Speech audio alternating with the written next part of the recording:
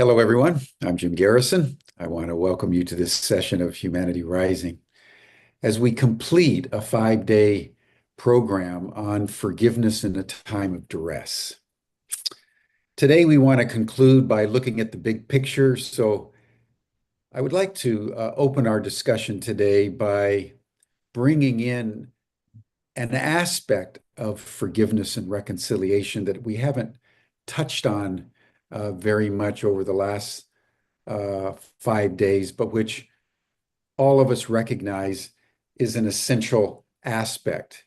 If forgiveness is one side of the coin, apology is the other side of the coin. So I would like to reflect for a few minutes on the importance and also the nature of true apology.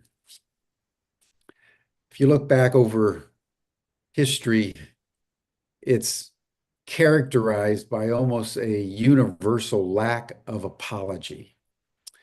And most of the apologies that do take place are half-hearted, piecemeal, and done to just simply move the conversation along to other issues. We saw this in the Me Too movement. We've seen it when heads of state apologize, whether it's the Pope for the doctrine of discovery, which wasn't really an apology, or the Australian government to the indigenous people. If you look at the apologies, they're very weak. A real apology, I think, has been described by V, formerly known as Eve Ensler, in her extraordinary book entitled The Apology. And I'd like to reflect on V's notion of apology because I think a strong apology is as important as sincere forgiveness. Those of you who know V's story know that as a young child, she was repeatedly molested sexually by her father. She was emotionally molested and abused. She was occasionally physically in tormented situations. And she went through an extraordinary journey as a result of that. And her father then died without apologizing. And somehow V could not get this out of her mind. It kept irritating her psyche that she knew she needed an apology from her father. And so in an extraordinary series of posthumous conversations with her dad, who was on the other side, but nonetheless real in her psyche and soul, he apologized. And there was a cathartic release for both of them that she recorded in her book. And she makes the following observations about what is required for full, sincere apology. The first is that the one apologizing needs to fully acknowledge what it is that happened and what it is that they did. If you think about it, most of us apologize by saying, well, if there's anything I did to upset you, then I'm apologizing, which if you think about it, puts the onus on the other person to really say, well, no, it wasn't that bad. And, And so you slide off the anvil. And V saying, no, you got to state, I raped you. I molested you. And it was wrong. And secondly, V says, that acknowledgement only becomes real when it's detailed. Happened on a Saturday night. I slipped you a date rape drug. And you resisted as best you could, but I did it anyway. I'm sorry. So that the acknowledgement, she says, has to be accompanied by a memory, a remembrance in detail of what happened, so that the psyche and soul of the apologizer is made transparent. And then thirdly, what is required is a change of behavior, a change of attitude, a change in the way one comports oneself in the world after the apology. Because faith without works is dead. We can say anything, but unless it's accompanied by real transformation, real change, ultimately it has no meaning. How many men have we seen as a result of the Me Too movement try to just slide away with a mealy-mouthed generic apology for persons unknown and unadmitted? But it's something that they feel they have to do. Corporations do this all the time.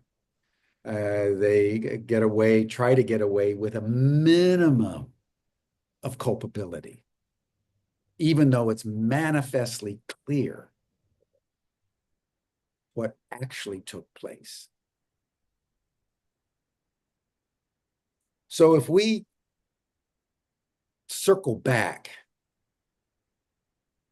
to the theme that I have been developing over the last 5 days, knowing that this is the 80th anniversary of the liberation of Auschwitz. This week is Holocaust Memorial Day. Just imagine. Just imagine.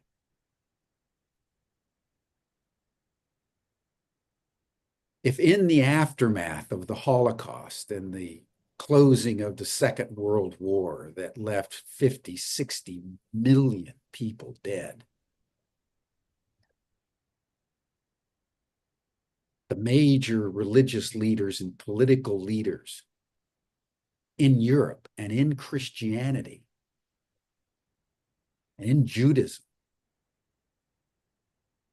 had have gathered together with all the seriousness with which they gathered politically for the Nuremberg trials.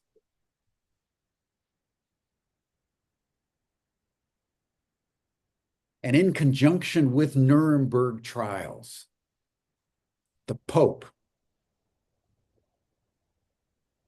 had gotten down on his knees before the Jews that were there and said, I apologize for 2,000 years of anti-Semitism. It was wrong. You were persecuted countless times, and Christianity is responsible in part to what was just done to you. And the political leaders, the Germans, but also the Americans, the British, the other leaders who acquiesced while the Holocaust was going on, and all of Europe and the United States apologized for that and provided reparations for the Jews and rehabilitated them in Europe.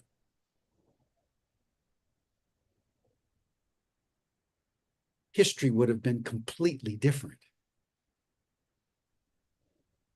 there'd have been no carnage in the Middle East in perpetual war. And there certainly wouldn't have been the genocide that's taking place right now in Gaza.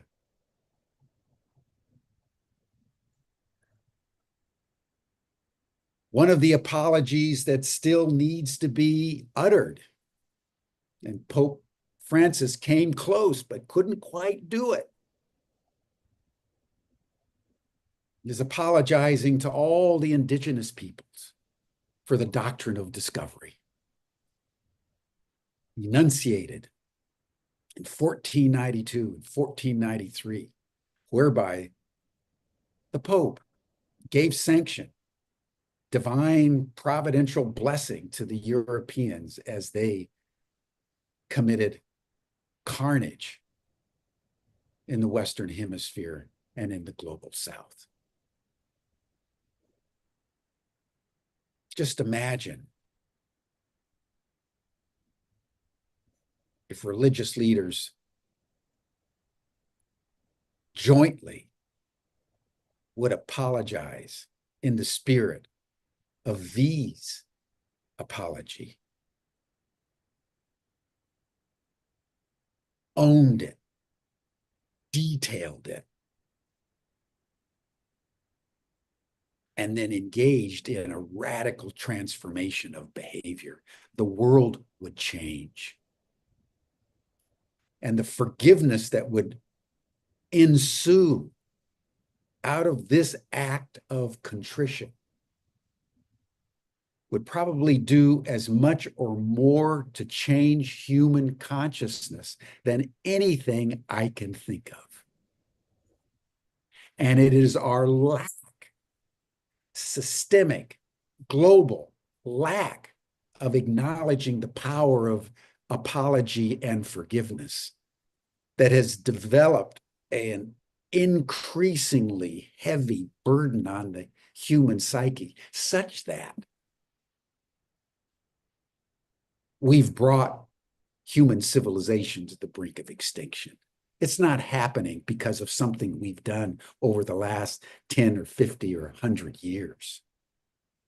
It's happening because of the accumulation of untreated trauma, which unrecognized perpetuates itself generation upon generation.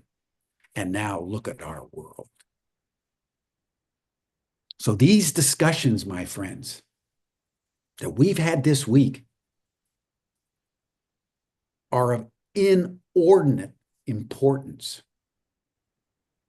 at this most precarious time in the human journey,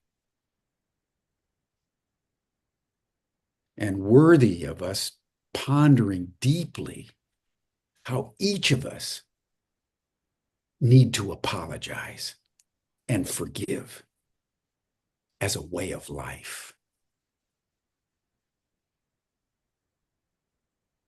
So thank you, everyone, for joining us here on Humanity Rising. I love our discussions. I love our community. And I love Tom Eddington, who's the co-convener and a brother and a colleague. So, Tom, thank you for convening this week with Eileen, and I turn the program over to you. Yeah, thank you, Jim. It's been a really powerful week. I'll just share on a personal level, as I've been struggling with how to forgive myself, how to forgive people in my life, how to reconcile, how to deal with the sense of, as we've entitled this week, forgiveness in a time or under duress. And I want to first acknowledge for anyone who's currently being negatively affected by the decisions coming out of the White House. We talked last week about the targeted populations that the administration has been going after: the immigrant population, the transgender population, women, and Mother Nature. I've been dealing with or trying to deal with over the course of this week, how to arrive at a point of forgiveness. And it's been an incredibly powerful week for me to try and reconcile that. And I just want to share a couple of comments before we get into the program. I'm a regular reader of Kareem Abdul-Jabbar's post on Substack. And in his writing today, and I just love the synchronicity and the timing that he chose to write what he wrote, he quotes from the film that was recently released, Conclave. Cardinal Lawrence, played by Ralph Fiennes, in his very powerful speech, states the following, quote, "In the course of a long life in the service of our mother, the church, let me tell you that there is one sin I have come to fear of all others: certainty. Certainty is the great enemy of unity. Certainty is the deadly enemy of tolerance." And with that, Kareem writes, his words don't mean that we can never be certain of anything, especially moral principles, but it does mean that we should always be questioning and examining our beliefs to make sure they still hold up under intense scrutiny. If we are our beliefs and they prove to be wrong, then who are we?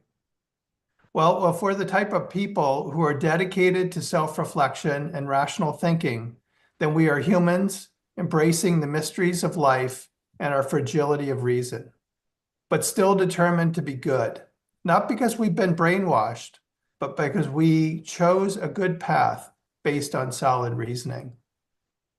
And I found his writing this morning landed for me as I've tried to reconcile this feeling of duress that I've been under, this genuine desire to find a place of forgiveness for where we are in our political environment and the impact it's having on people. And with those opening comments, I just want to invite my dear friend Eileen Barker to help us kick off today's conversation. Your device is on mute, Eileen. Oh, okay. Well, thank you for welcoming me, Tom, and I really appreciate the remarks and what you shared with us from Kareem Abdul-Jabbar. It really hits home for me too. And Jim, thank you for such a powerful and eloquent talk on apology and the role of apology in all of this. And yeah, so you really set us off to a great day.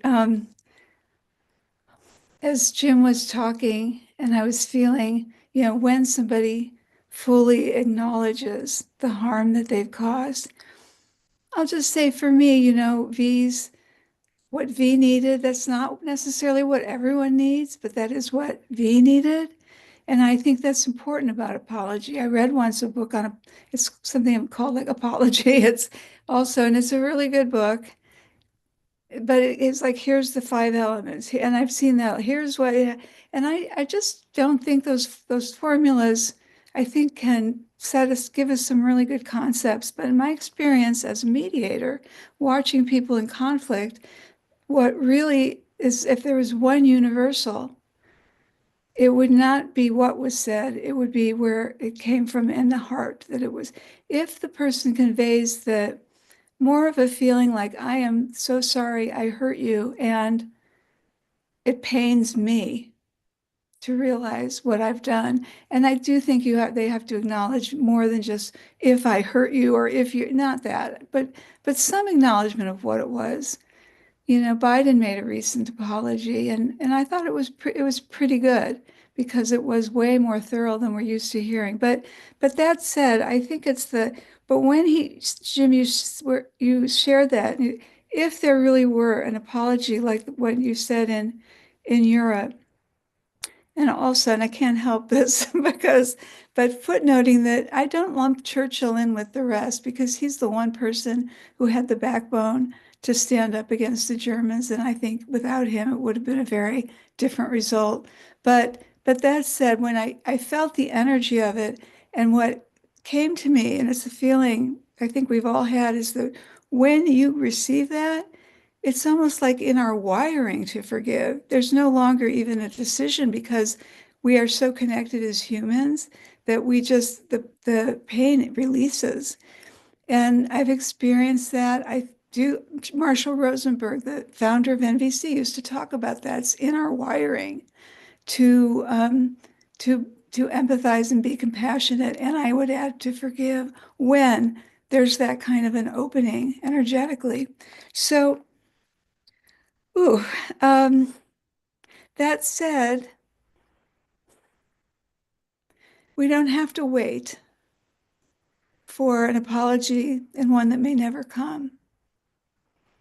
At any moment, any one of us can have the courage, the moral fiber to do so anyway. That's asking a lot of us. You know, for example, the Europeans could still apologize. The Israelis could apologize. The Hamas could apologize without receiving whatever it is they feel they're due. Because well, you go first mentality, it just keeps spinning.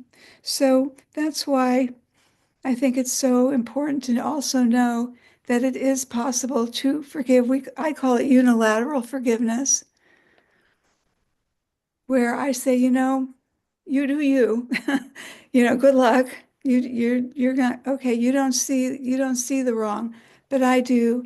And I think Olivia yesterday really gave us such a powerful tool for doing just that. Seeing, wait a minute, I'm scapegoating.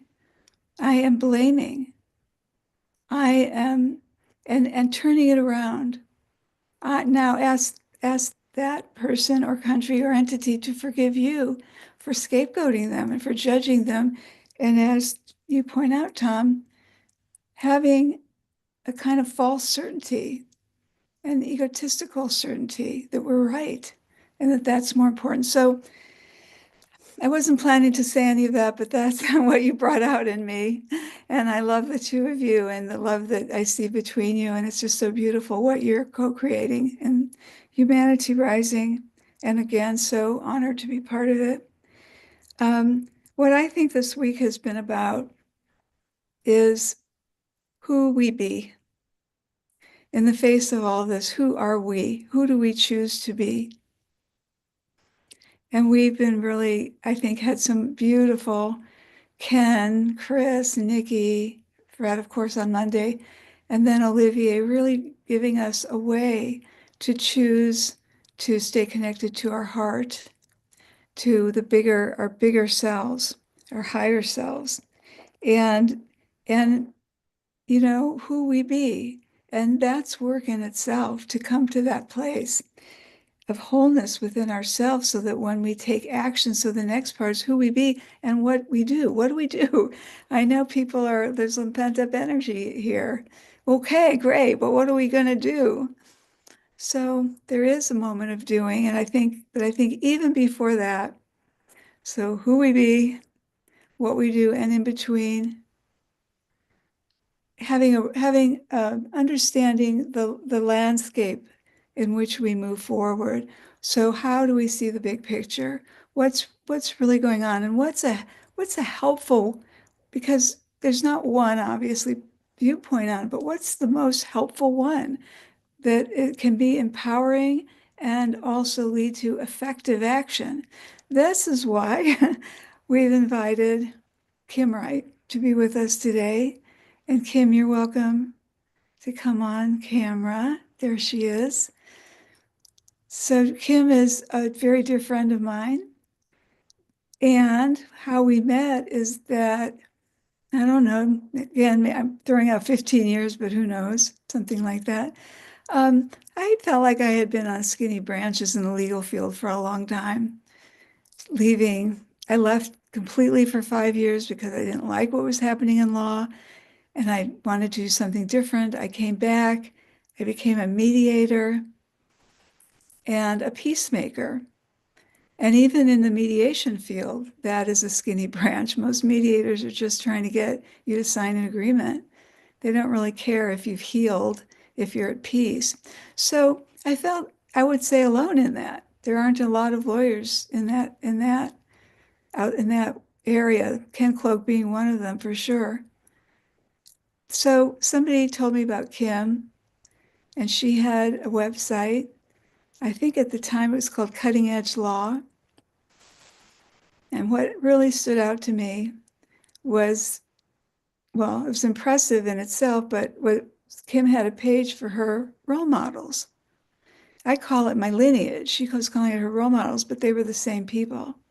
They were Gandhi, Mandela. I don't remember if King was on there, but probably, and Riane Eisler, the brilliant author of The Chalice and the Blade, a really profound book about patriarchy, matriarchy, and what's in between, what's possible. So that is like, well, I've got to meet this woman. So I emailed her. She said, next time I'm in the Bay Area, I'll let you know. And then we did meet. And it's just been an amazing ride with Kim. Kim spent, I think, 10 or 15 years of her life, including at the time I met her, traveling the country and the world. So basically, she was living out of a suitcase. And it wasn't even that big of a suitcase, I noticed. And she just traveled. And she, I don't know if she considered herself home free or what, but she really, wasn't at a home base. She is now. But in doing so, what she was doing was connecting all of the people like me, all of the lawyers who felt out there, the one here and the one here. And she did that in Australia and all over Europe and South Africa and probably many and all over the country. And she also teaches many classes and something called conscious contracts, just the name. She teaches that is wonderful and helps businesses have conscious contracts and so much more. So I invited Kim because she has a very big view. Her mission is to transform the field of law, and she's doing it. And so she has a lot of, well, she thinks at a big scale, but she really sees a big possibility going forward. And because she is a systems thinker, even though this today isn't necessarily focused on the legal field, she understands how to think about change, system and social change. So with that, Kim, I'd love to welcome you. Thank you. Wow. How do I get into this conversation? So I want to kind of pop back into the apology part just for a moment, because that was one of the things back in the early days of the law that I started studying, in my early days in the law, and looking at what you were talking about, Eileen, and this is really about the movement that I've been working with. It's like it's not a checkbox.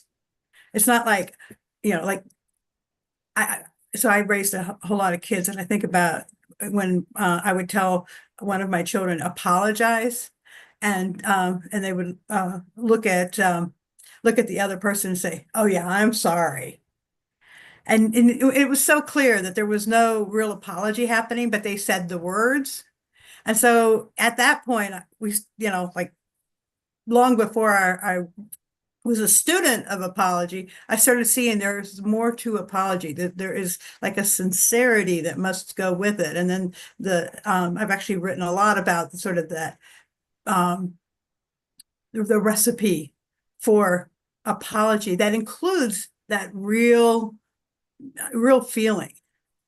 So I don't know, do you want to hear any of the things about apology in the law that I can talk about, or should we move on and talk about sort of a more systemic view? I actually pulled out, and I wrote a book called Lawyers as Peacemakers for the American Bar Association, and I have a whole chapter in there about apology. So I've got some interesting facts and figures, or we could save that for another day. I leave it to you, unless Tom, you have a strong view, but I do want to apologize that I omitted your incredible books. Kim's written two. One is Lawyers as Changemakers, and another is Lawyers as Peacemakers. There's also one on trauma-informed law. And so these books are tremendous contributions in themselves. Well, of course, we want to get to the big picture, and if you'd like to share, that's fine. Yeah, I think if you don't mind, Kim, I just want to jump in for a second. So we planned these 2 weeks of programming, the first on strategic resistance last week, and this week on forgiveness under duress. And when Eileen and I were working together to put this week together, it certainly wasn't on my radar what was going to happen this week and what was significant about this week. And Monday was the 80th anniversary of the liberation of Auschwitz. And this week also happened to be the death of Gandhi. And Rita Marsh posted in the chat that yesterday F.W. de Klerk died at age 85. And he apologized for the crimes committed to people of color in a video released by his foundation on their website hours after his death. And I'm just, I'm really good at connecting dots that probably shouldn't be connected, but I'm just noticing this field that has been showing up over the course of the week as we're having this conversation on forgiveness under duress and the historic moments that have been signified in this week. And so I just want to, whatever your thoughts are and wherever you want to go with this conversation, I just want to notice what I'm paying attention to is showing up as we're in these conversations. So I'll say a little bit about the apology stuff, and then we can move on to systemic kinds of things. But one of the things that has been common in the legal profession for decades, centuries, I'm not sure how long, is for lawyers to say, never apologize. Like the whole system is designed for people not to take accountability. And yet, as Eileen was saying, there's like this human need to have that closure, completion, and to have that sense of connection or reconnection that comes with a sincere apology. And so in the legal profession, we're telling people don't do that. So we're actually saying don't reconnect because you might be held accountable. And it's part of the dysfunction of that system. And just a couple of things in the University of Michigan health system, they started encouraging doctors to apologize and actually train them on like the proper way to apologize and to take true responsibility. And their attorney's fees dropped from $3 million to $1 million in the year, and their lawsuits dropped from 262 to 130. And so they actually like less than half the people sued. And I wrote about this. A friend of mine who some people may know, Sharif Abdullah, actually knew I was writing about this, and he said he found himself in the hospital with an emergency appendectomy over Thanksgiving a few years ago. And something happened. They did the the laparoscopy version of the appendectomy, and then the next day suddenly he was bleeding, and they had to like cut him open and do major surgery, and it wasn't part of the plan. And the doctor actually came to him the next day, and Sharif is trained as a lawyer, so this doctor is saying, I really am sorry that this happened to you, and I want to tell you what happened. And he spelled everything out, and then he said, and this is where I did wrong. This is where I made a mistake. And so Sharif said, as he heard this admission, that lawyer brain in him started saying, oh, this is my case, and all this. And then as the doctor started actually saying how he made a mistake, Sharif started connecting with the man. And he said, I'm a man who has made mistakes in my life too, he said to himself. And by the end of that apology, he felt this sense of connection with the doctor, who was not like his regular doctor, but an emergency room doctor, and he never sued. And he felt like he had closure on that situation. He knew what happened. The doctor had, this is also an important piece. The doctor had taken steps to make sure it never happened again to anybody else. And then, and he apologized and said, if there are any extra medical bills, we're going to forget those. And so it was complete. And Sharif, was really actually excited, because he is a person who cares about that kind of connection and had the experience of actually being in that process. And so I think what we're looking at with apology, forgiveness, is that sense of reconnection, and our humanity. And so I think that is part of this bigger picture of what's happening in the world. There's this sense of I follow the Berkana Institute and their two loops model. Like, we have this dominant system that is actually crumbling. It's not, it hasn't been working. It's crumbling. And there are some people who see that and are doing different things. And that's where this shift in how we're being is coming along, or coming around. Is that we're shifting how we're being to what I think will become our whole new system. So I'll stop there, and I can say a lot more. Well, Emma, thank you for sharing that story about Sharif. That was really beautiful and really drives home the point, I think, so well. And also the way you connected that to what's happening, because I think a lot of what is happening is people feeling disconnected and feeling like, our government is sort of just, encouraging disconnection, taking steps that make people have people feel disconnected, because, what's a bigger disconnection than saying your existence isn't recognized, or you're not welcome here, you don't belong here, and things like that. It may be like a small thing in light of that you don't exist kind of thing. But the thing that a lot of people noticed about the plane crash that happened this week is that instead of expressing sadness or grief or comfort, the reaction was, who are we going to blame? Or how are we going to blame somebody else for this, so that it doesn't, there's no accountability on the president. Exactly. It went right to blame, which, we've been looking at, as Ken Cloak said, if you can't fix the problem, then you look for someone to blame. But worse than that, it wasn't like, even blaming the mechanic. We don't really know what happened. Of course, it's just the mechanics or whatever the failure might be, but then targeting a group that it was, it was, I don't want to minimize how horrible it is, but to me, it was laughable.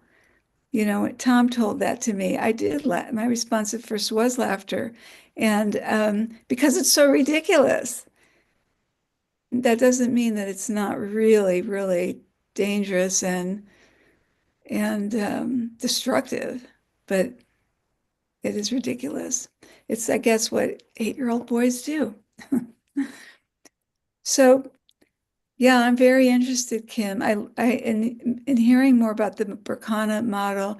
As I understand it, it's like there's the sort of existing system, and then there's a new that's crumbling, as you say. There's a new system coming in, and they sort of overlap.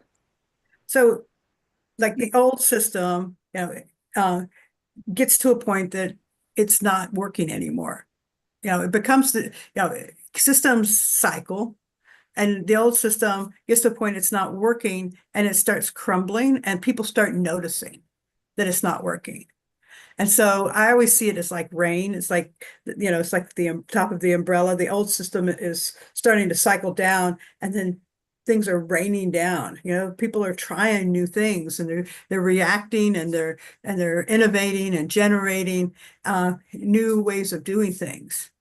And so what the two loops model says is that what works with that is to actually name it, first of all, and connect those people, and then nourish them and illuminate them. And so Talking about the new loop, the new system. and then the new system starts to evolve. And it's like, coming from below, after those people have rained down, they start connecting together and creating the new system. And it's, usually a fairly slow process. But naming it is, what we're doing, and we're pointing to, there's a way of being, that is shifting, that sense of separation is being replaced by a sense of connectedness and reconnected. And so I think that's where forgiveness and apology and those, and in my work in the legal system come in. We are experiencing that shift and modeling it and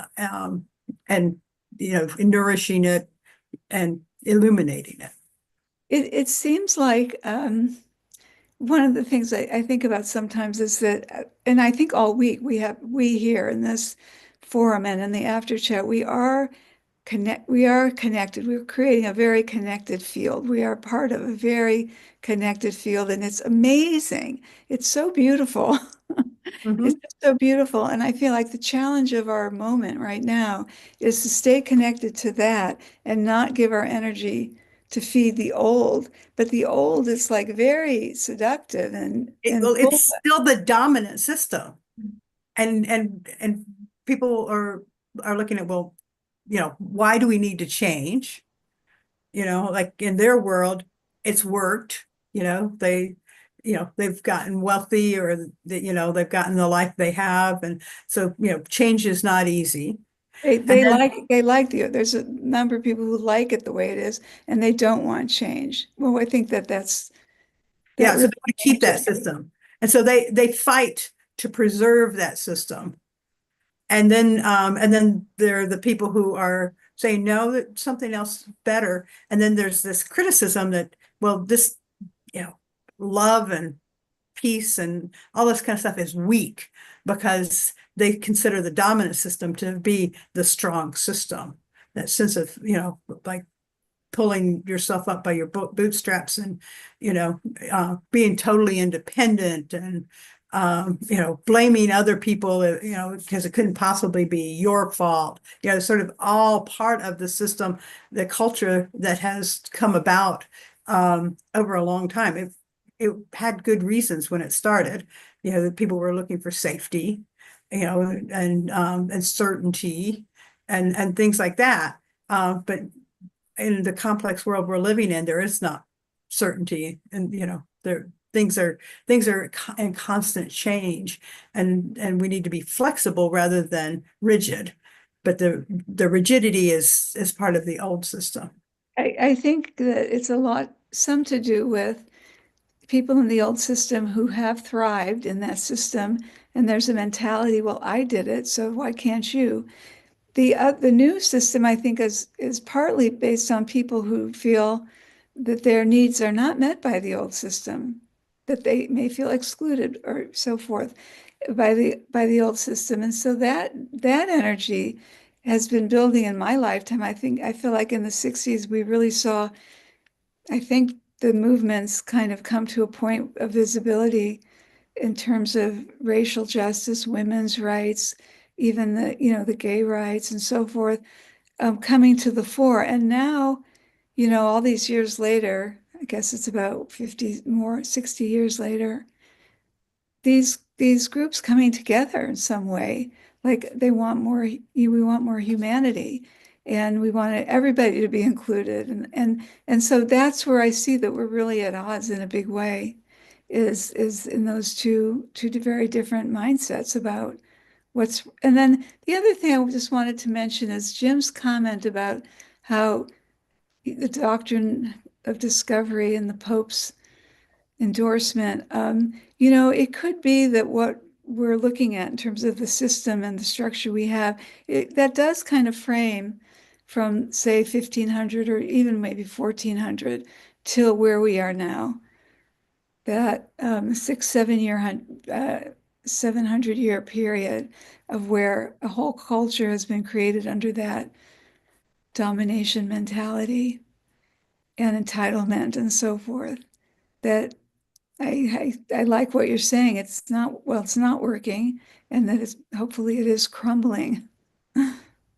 But when it starts crumbling, the people who are benefiting from that system get really agitated and start reaching out and becoming more of what hasn't worked for those of us who are looking at that system with some critical eyes. Exactly. Yeah, picking up on that point and some of the good comments you made before, Kim, I've been following a lot of commentators over the last several months since the election of President Trump. And they've all been going through some version of the blind man and the elephant exercise, trying to figure out, who is this guy? What does he want? And, what's his real agenda? And so I want to explore that a little bit, but also, the new paradigm, the new shift, the new who are the forces behind that, and what's pushing it. And Robert Reich today, in a writing, he posted that it's important to see Trump's strategy as a whole. It's designed to consolidate his power. The major goal is not only or even mainly to impose white Christian nationalism on America, nor to downsize the federal government, nor to wreak vengeance on Trump's enemies. It is to concentrate even more power in Trump's hands so he can concentrate even more wealth in the oligarchs' hands. And that's Robert Reich's take on what is the real agenda that Trump is pursuing. And so, if that narrative is correct, he's got lots of counterparts around the world who are trying to do the same. And I'm wondering if we can explore a bit about what are the forces that are trying to drive the new paradigm. Who are the people? What are the camps? What are you seeing in the conversations you're in, the meetings you're in, and what you're hearing from folks around the world? It's a big question, and I have a small segment of what I see, but I think it's much bigger than what I can see. It's an evolution of humanity, I think, moving away from that sort of power brokering kind of way to that sense of connection, and finding that it really works better. I think about Riane Eisler and her work and studying what she calls the partnership paradigm actually is leading to a better quality of life for the people who are expressing that.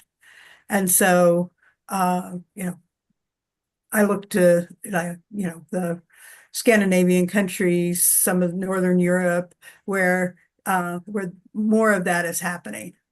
Although the sort of that old paradigm is trying to insert itself and trying to sabotage that. There are lots of people in the U.S. who are looking for that. The criticism is, of course, that we are soft, and we are weak because we're looking at a different value system, really. Our value system is not about who's the strongest, most powerful, or the richest. It's about a quality of life and a sense of connection and inclusion and diversity. Dare I say DEI? It's like a sense of fellowship and brotherhood and sisterhood and all of that. And so there are lots of people in every community coming from those places. And so maybe it's an evolution of society and consciousness. Maybe it's going to revert back to the old way. We have to judge that in years to come. But I'd like to think it's the new system that's evolving. Yeah, picking up on your comment about values, last week Jody Evans was joining us from LA, and was talking about what's happening in LA with the fires and the sense of community and people coming together and people supporting each other. You certainly experienced that in North Carolina last year with the impact of the hurricane. And Uh, and still and experiencing. still, and will be for probably at least another year or longer if FEMA is dissolved. And I'm watching around the world. Recently, I was reading an article in London that they've created a lending library of sorts for tools. Somebody goes out and they buy a hammer, they buy a saw, they buy a ladder, they buy a whatever, a drill, and they use it the one time, and then it just sits in wherever they put it for a year until they need to use it again.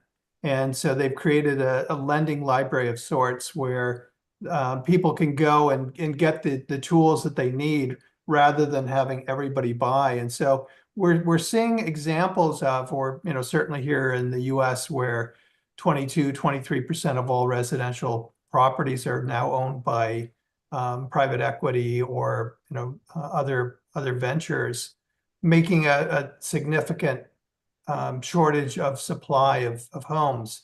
And so people are exploring communal living, they're exploring alternatives. And so I'm wondering if that shift that you're talking about in values, we're starting to see examples, whether it's from natural disasters or economic reasons, people are finding a new way to be in community. Well, I've certainly seen that, and a lot of my friends who are sort of community building experts have been in the places where that's been required, and they've been really surprised to see a sort of beyond their textbook knowledge of people standing up and being empathetic and kind and generous and helping their neighbors. And some of the stories in North Carolina were pretty amazing. Neighbors that had opposite political views that came together to help each other and put those aside after having been at odds for a long time. And I saw one story where they said, I used to be afraid of them, and now they saved my lives, my family's lives. And so it's ironic perhaps that the climate change causing these disasters is actually leading to that sense of community and bringing people together. Sort of that sense of separation created the climate change. And I think then the communities are sort of in that other paradigm that are being forced into it by the disasters. And for both of you, what are you seeing on the legal front that's shifting or changing, that's going to allow for some of these value shifts that are going to enable some of what seems to be emerging from the old paradigm? Anything there you can point to? There's a whole movement. We call it the Integrative Law Movement. And when you were talking about the tool libraries, there actually is a whole area of law now called sharing law. And a friend of mine, whose name is Janelle Orsi, was one of the people who created sharing law. She's originally from the Bay Area, and was looking at how she wanted to help people share. And there are all these legal things you've got to worry about, like if you let somebody borrow a ladder and they break their neck on it because you didn't maintain it, who's responsible, and all that kind of stuff. So she just started sorting all that stuff out and helping people make agreements so that they could better share with each other. And it's kind of been warped by things like Airbnb coming in, and Uber and things like that, where it used to be just people sharing, and now there's like a corporate sharing movement. But I think that's there. The collaborative divorce, Stuart Webb in Michigan. I'm sorry, in Wisconsin. Minnesota. Minnesota. I knew it was that M state. And Minnesota was looking at how divorce really harmed the children, and it harmed the relationship between the people, so they couldn't raise their children, and then it actually harmed the relationship between the lawyers. And so he created a new model called collaborative law that's really focused on resolving things outside of court and looking at what's best for the family and getting whatever neutral help people can bring in to be connected, really. Back in the 90s, I started doing collaborative law, and people like I still have friends who were my clients and the opposing party. And my clients would go to lunch together after their divorce, and they have successfully raised their children together. That was an early version of what we're doing now in all areas of law. It's so amazing what's happening in law, really. And there just a couple weeks ago, there was a wonderful program, Kim, you were part of it, put on by a group called PISLAP, which stands for Project to Integrate Spirituality, Law, and Politics. I mean, to me, just the fact that exists, integrating spirituality, law, and politics, is very exciting. And this program was spotlighting in some ways a work that is happening significantly in the criminal justice arena. Groups that really work with prisoners people in prison who help them and support them on a very human level. One in a project in Atlanta, Georgia, the Georgia Justice Project. I was so impressed by that program and what they're doing, and to help the people re-enter society when they get out, but also supporting them when they're in. And there are groups. Let's see, there was another one, Rhonda McGee, who's here in the Bay Area, a law professor who teaches and has written extensively about the inner work of peace and mindfulness, and just, again, very profound work, disrupting our patterns. And Kim was on that program. And then a retired judge from Minneapolis who was just talking about all the transformative work. He is problem-solving courts. And he also teaches law. This is happening all over the country. Mediation is a great example in itself because, in 1990, when I first got interested in mediation, it was very small. It wasn't being used at all. It wasn't mainstream. It was again, weak. Why would we want to settle when all that noise? Then and around 1992, courts started adopting it and integrating it into their programs. Now, almost everybody has to go through mediation, at least try it if they file a court case, or arbitration, or sometimes judicial evaluation, but mostly mediation. So it's mainstream now. And that took 30, 35 years. And I think a lot of the things we're talking, so one that's being incubated by me right now through this organization, PISLAP, is lawyers bringing spirituality forward in their practices, in their lives, and not being afraid to talk about it, and having a group where we talk to each other and really build that what is it, that just sort of the recognition of who we really are and what we're capable of doing, and the desire to do it differently. And it probably will affect the economics of the legal system. Okay, so let's look at that. Let's look at that too. So it's very exciting actually, because something Kim and I really believe is that the legal system is such an important lever of social change and culture in our society, because a lot of what we're talking about is, we are a rule-based, law-based society. But what happens when the rules encourage disconnection and exclude consideration of the heart, of the humanity, of that reality, and they do.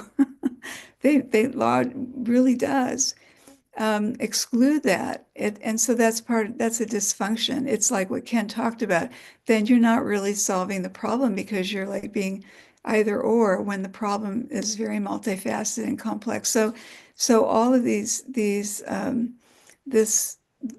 all of what Kim is doing is addressing that in a very big way. Yeah, I speak to you. You were talking about the past life. One of the topics was about restorative justice. So restorative justice is about healing the harm of crime. And so it's not just about the victim, it's the society, like the fabric of society is damaged when one person commits a crime. And circling back to apology and forgiveness, that in the restorative justice process, very often there's an opportunity for the person who caused the harm to apologize. And that sometimes, not always, opens up the possibility of forgiveness, but it's this reconnection of people. Usually most crime involves people who know each other. It's not stranger crime. And so the fabric of the relationship and the community get repaired because of these conversations. So rather than being abstract, an example would be, well, I used to work in the area of murder cases. And so a family member would, let's see which one I want to call. I'll call up a real example.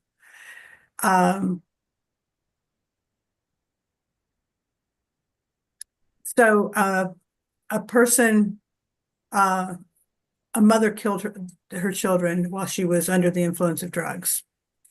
And the person I was sent to interview was the father and his family.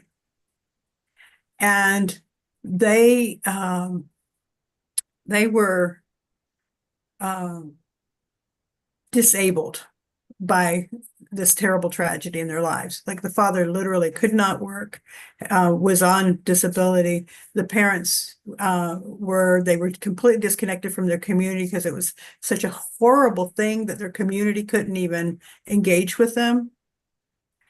And so in this case, I didn't do what we normally do, which is to bring the wife, the mother, back into the process.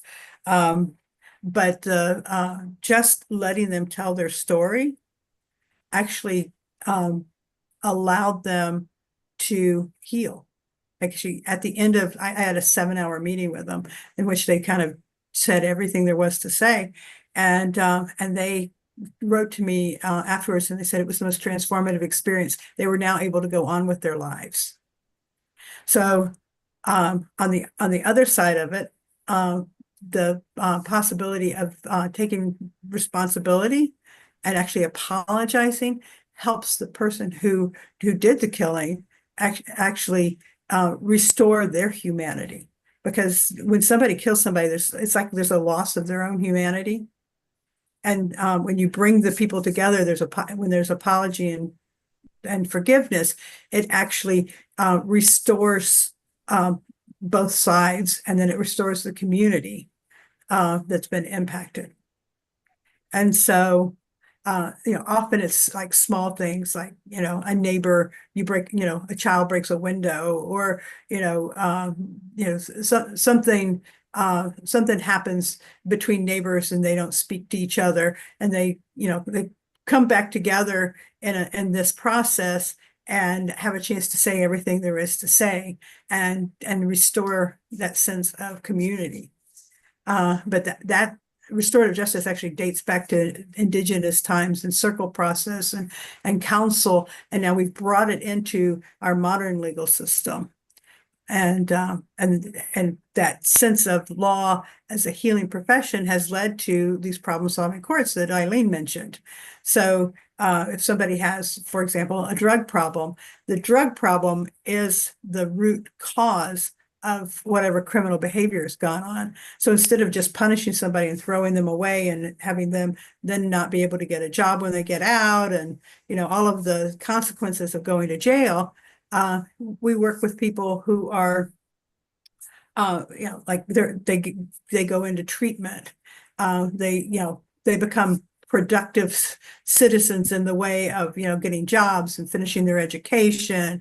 And most people who have gone through the drug courts say that it saves their lives.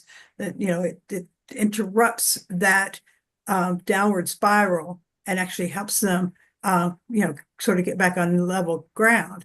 And that's the way that judges and people, other helpers in the system, approach those problem-solving courts is what we were talking about. It's like it's a human approach.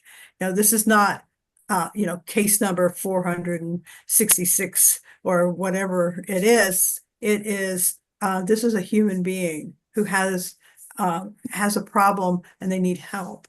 And we're going to help this person so that they can be restored to the community. So these are some of the things happening in law. I Well, just wanted there's one more that's really important that I want to mention. I almost forgot, Sure. which is around forgiveness in the law, in addition to the discussion group I mentioned about spirituality. There's a woman in Wichita, Kansas, Diane Sherwood, who has brought it into the court system there. Judges in that system send high conflict people in high conflict cases, people there come back and back to court, and the judges are basically kind of tired of seeing them, but also that they need more help, and they send them to take a forgiveness class with Diane Sherwood, and she does classes and trainings for people going through the legal system who need that help. So this is really coming in. It's really being integrated all the way to I mean, as you say, Kim, law as a healing profession, just those words, how beautiful is that? That's what it should be. Go ahead, Tom. Yeah, I was going to say what I'm hearing and what you're both sharing is that, we framed this week as forgiveness under duress. And what I'm hearing and what you both are sharing is that this is providing a relief valve on some of the duress to make it possible for forgiveness to be there. Yeah. When you are constantly attacked, which is sort of the old legal system version, like you're being blamed and not allowed to kind of step back and see your part in it, then you just want to fight more. Defend and fight. Yeah. Go ahead. You want? I say defend. Defend. Deny and defend because you're being attacked. But when you actually are treated like a human and allowed to take accountability, which to me is like there's a big difference in being of accepting accountability over here and being blamed from over there. And so when you shift that paradigm to allow someone to see the harm they've created and feel remorse for that and then apologize, then that's creating a whole other dynamic that a lot of the statistics show that people actually don't go back to court. They don't go back to creating that kind of havoc. They don't go back to divorce court. They don't commit another crime, or they've reduced that because they've had that human reconnection. I met recently a criminal defense lawyer who has incorporated into his practice, he defends, and as lawyers, defense lawyers do, regardless of guilt or innocence, but they owe the defense, that everyone has that right. But he took on for himself that he always talks to his clients about taking ownership of what they've done, regardless of what's going on in the court, so that they can have that healing that you're talking about for them. And I just was very impressed by that a criminal defense lawyer would incorporate that into that he works with them to enable them to own it, because that that really is a huge turning point for people. Kim, I want to come back now for a moment to, if we can, to the loops in a sense. Okay. After the election, right after the election, I noticed, I told you this, that, what you were posting. And in the maelstrom of, all the different comments that people were making, yours really stood out to me, and they were really simple. And one of them was, we need to see the big picture here, the long term.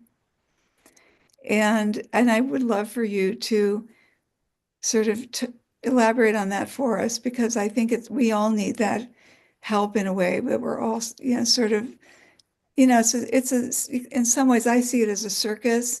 I see it like we're all being manipulated and played, and things get said just because they, like the DEI thing. Well, of course, like, just it's such a good, it's very easy to push buttons when the buttons are so obvious, but it's serious ramifications too. And so we don't want to be reactive. So where can we put our focus that would help us orient to where we are right now from your perspective?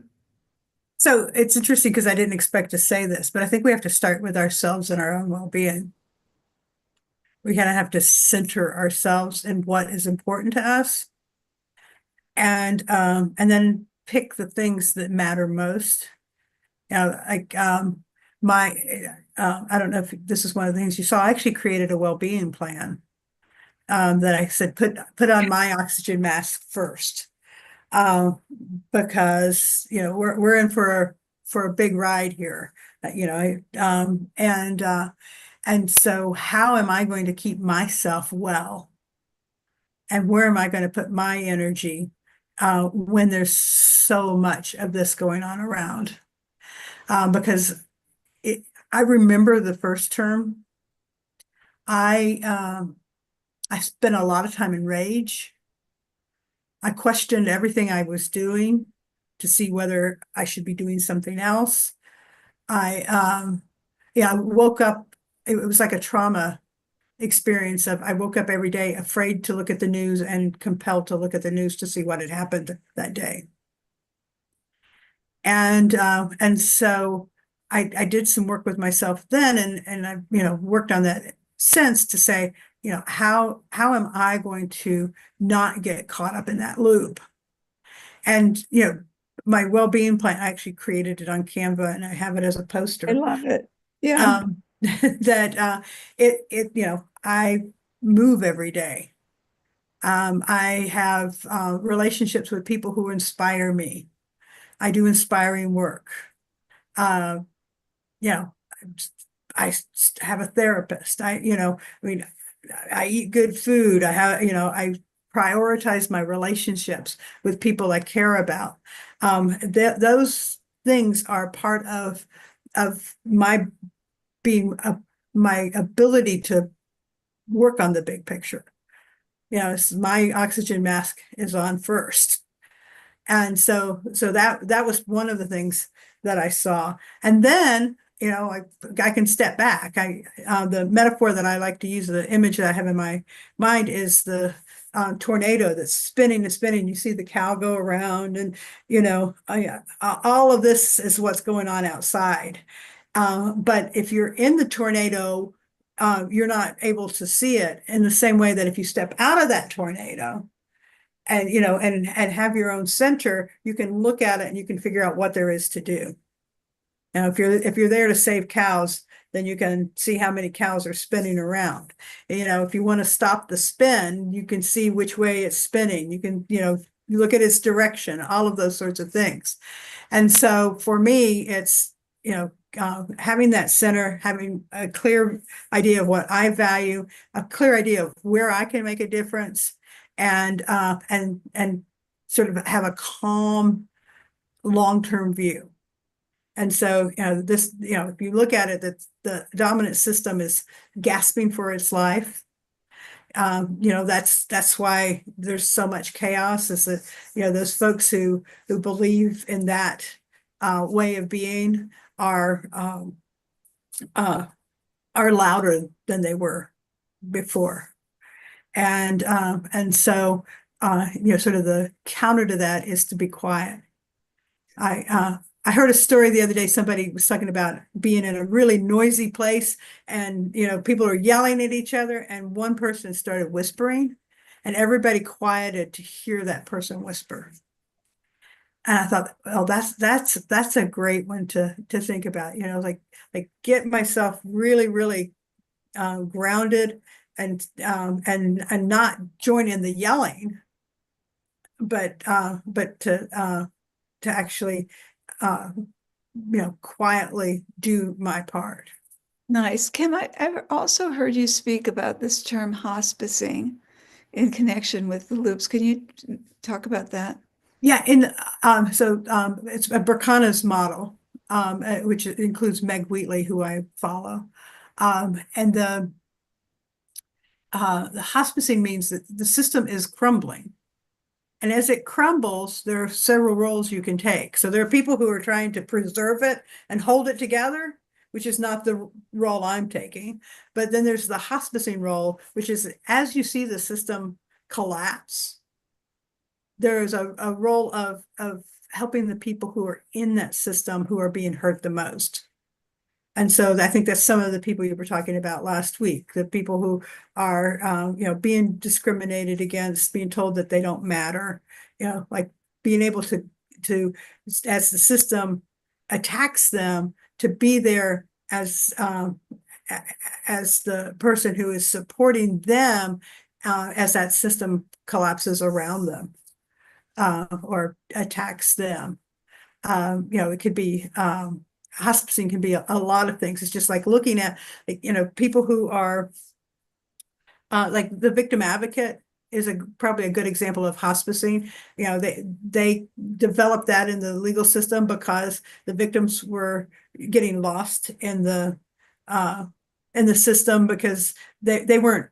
It wasn't a system that was designed for the victims to have any kind of role or healing. They were just witnesses, and so they were being continually traumatized by the adversarial model. And so they created a victim witness program that would allow some support for the victims. So, as that, I tend to believe that this dominant system of the adversarial, impersonal, and all that it's how I would describe this crumbling system. And, as it attacks people, then, having somebody who can hospice that and, kind of help pave the way to the new system and connect people with the people who are operating from that new way. I don't know if that makes sense, but. Nice. Yes. Thank you so much for that. Yeah, I want to invite Jim back into the conversation. And as he's coming back in, last week we had a Latina woman join us talking about the immigrant population. And her response was, I'm not surprised by any of the executive orders. I'm not surprised. We're taking the long view. We had executive director of a transgender nonprofit say, we're not surprised by the executive orders. We're not surprised by the actions that are being taken. We're taking the long view. And I appreciate that. It adds in the opportunity for the hospicing that you're talking about it. But for the individuals that are being affected, that's where I'm challenged in watching this unfold. I love the perspective you've taken, Kim, of what's the one thing I care about, what's the one thing I do. But if I look at the transgender community as an example, last week the executive order was in any federal building, you have to go to the bathroom that's based on your biological sex at birth. Now, last night, the leader of the EEOC, Equal Employment Opportunity Commission, is saying, we're going to impose that on every employer in the country now.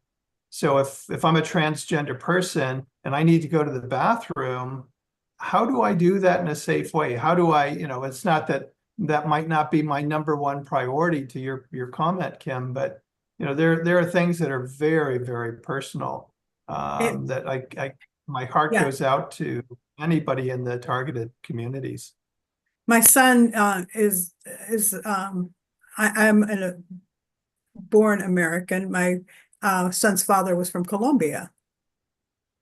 And so he's Hispanic, and he carries his birth certificate with him so that he can show that he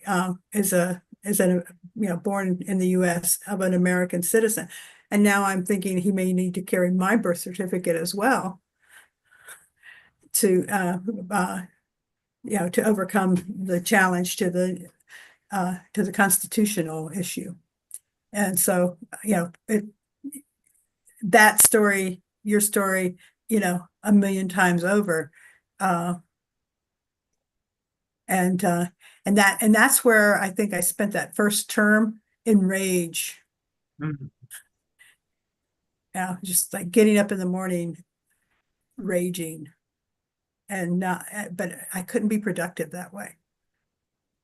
Yeah.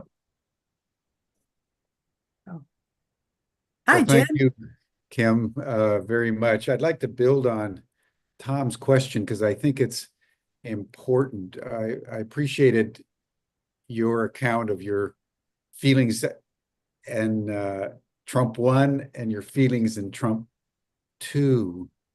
I'd like to add one other ingredient, which I think for me is also true in addition to what you were saying, and that is that Trump 1 was just getting used to being in the Oval Office. And his primary mistake, as he's come to understand it, is that he didn't have loyalists serving him in the major departments of government.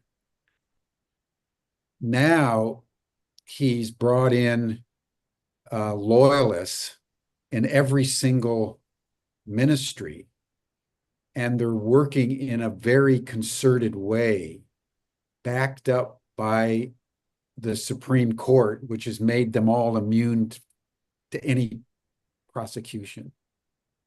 So the new ingredient that I think we need to contemplate is that we're now at the end of our republic.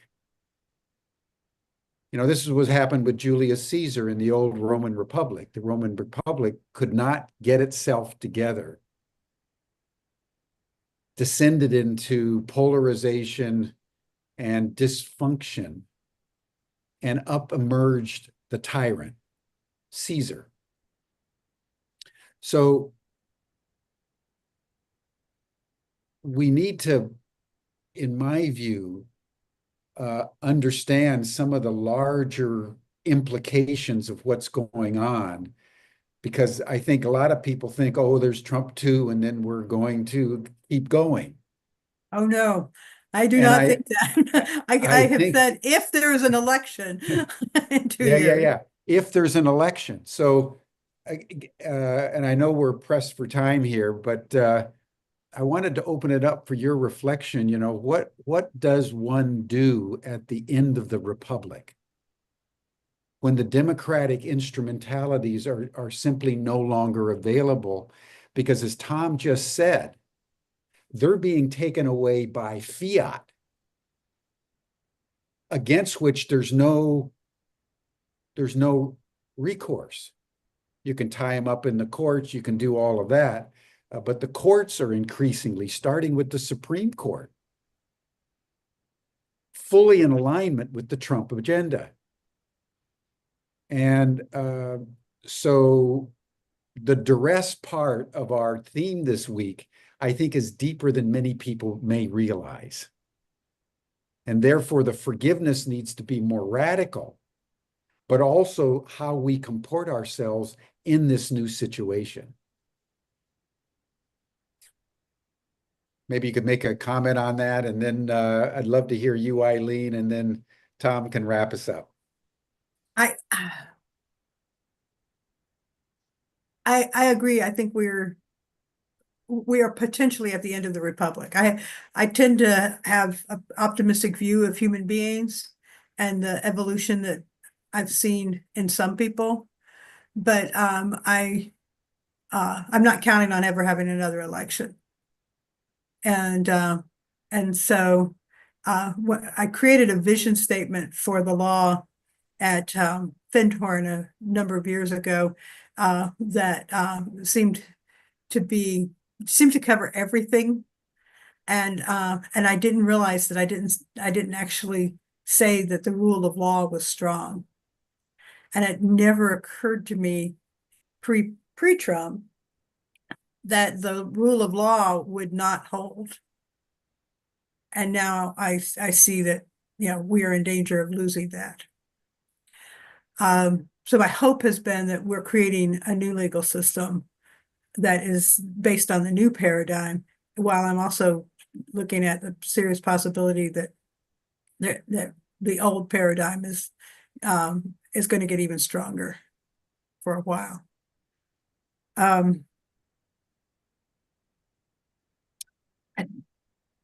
Margaret Wheatley talks a lot about islands of sanity, and she actually has said that that we are at this point, and that the way to be about it now is to find our people and create islands of sanity, so that we have for ourselves, people who are looking at these things together. We're stronger as a collective, so that we know how to react, and that that we're not just reactive.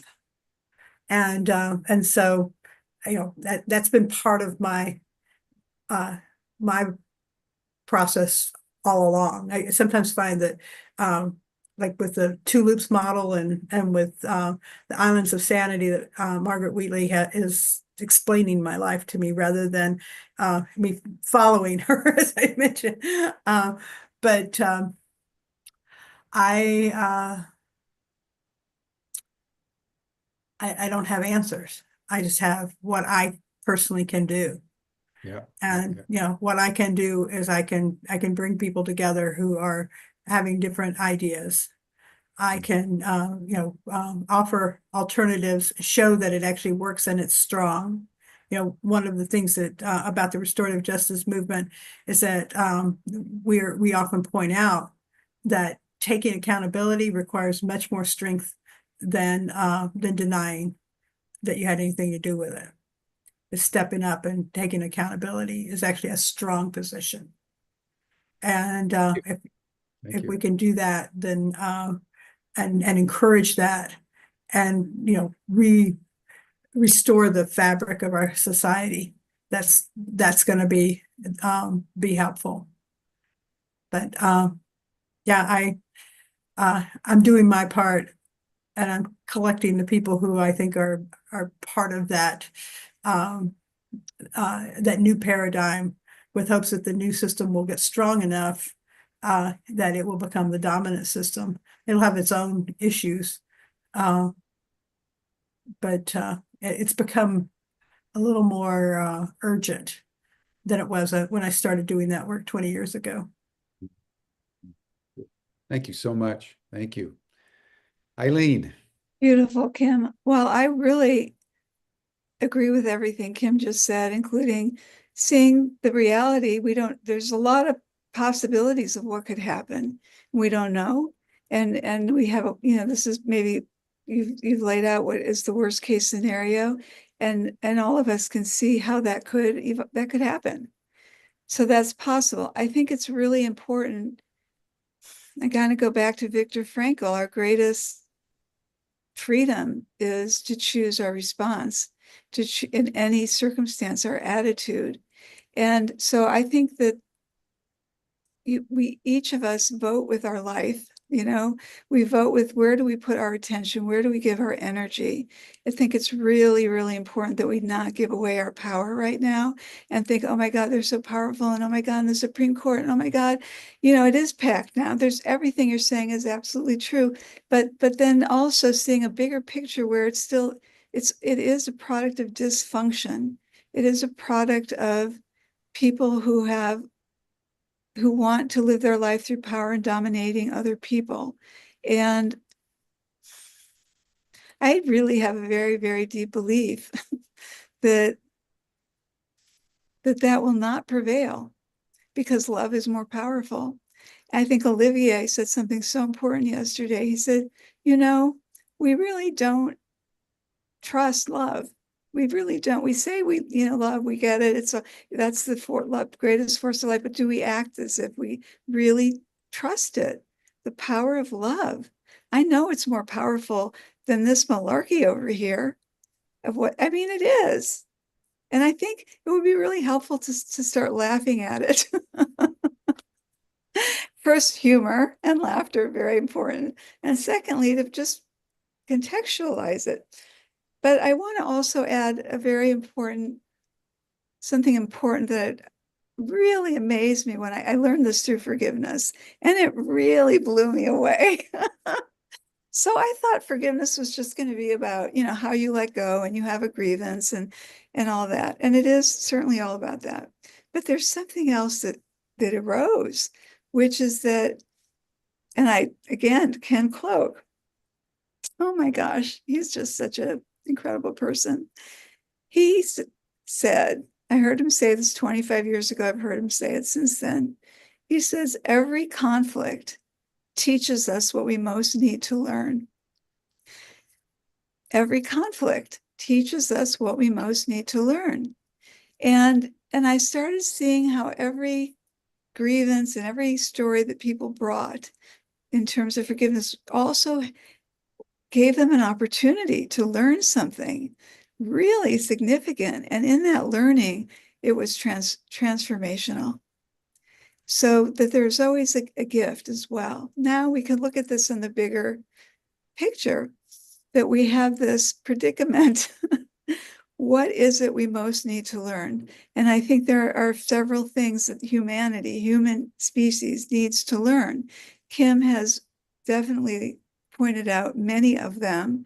And I think there's a lot of learning about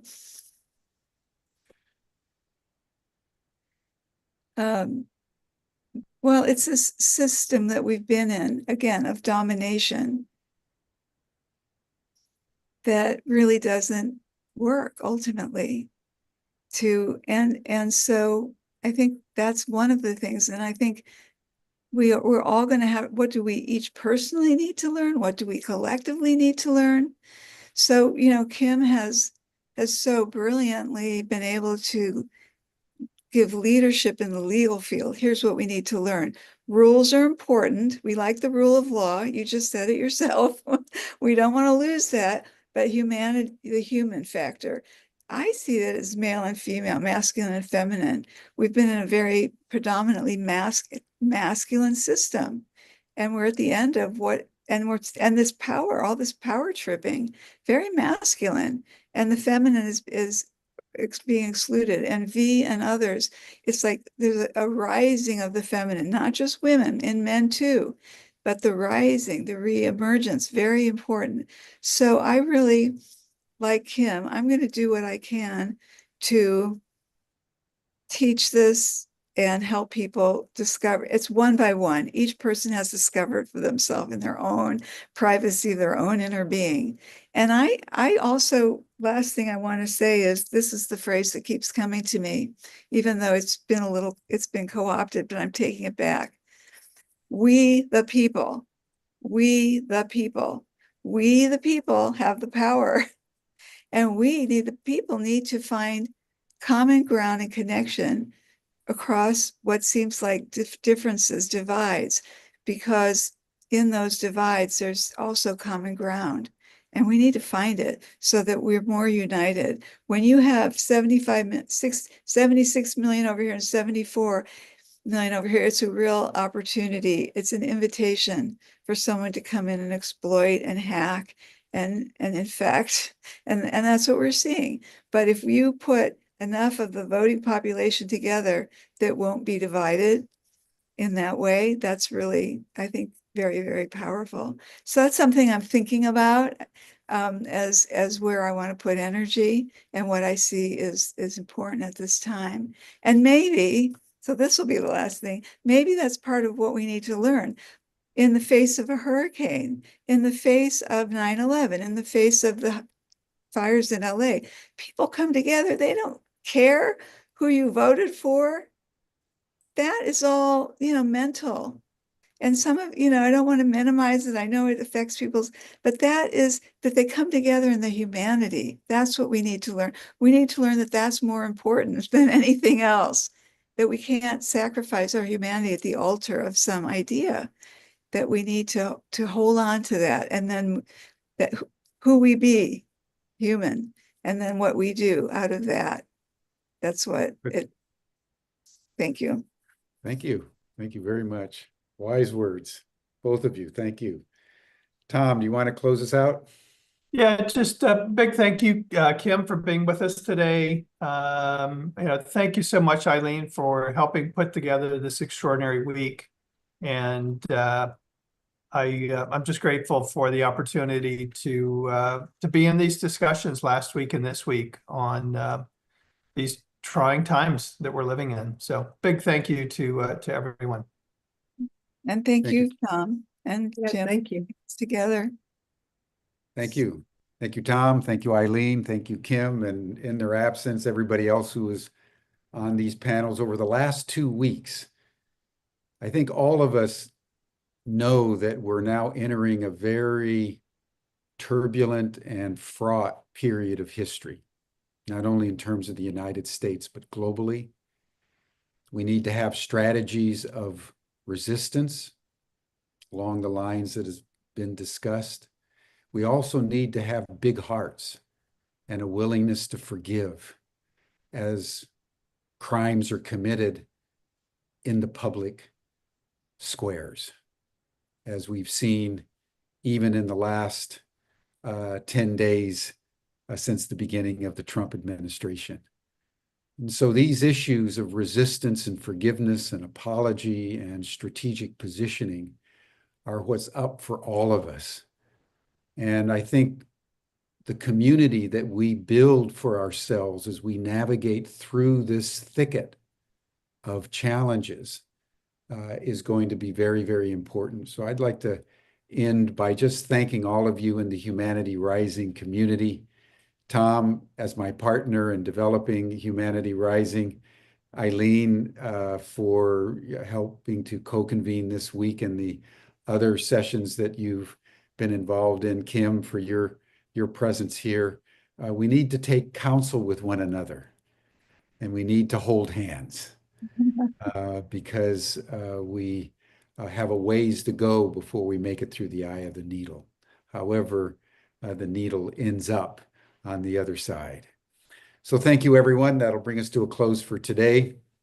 You can join Kim and Eileen and Tom in the after chat. You'll find the link in the chat box. You receive the link in your Zoom reminders for today. Then we'll see you again on Monday for 5 very diverse but extraordinarily interesting and timely sessions on Humanity Rising. Thanks, everyone. Bye for now.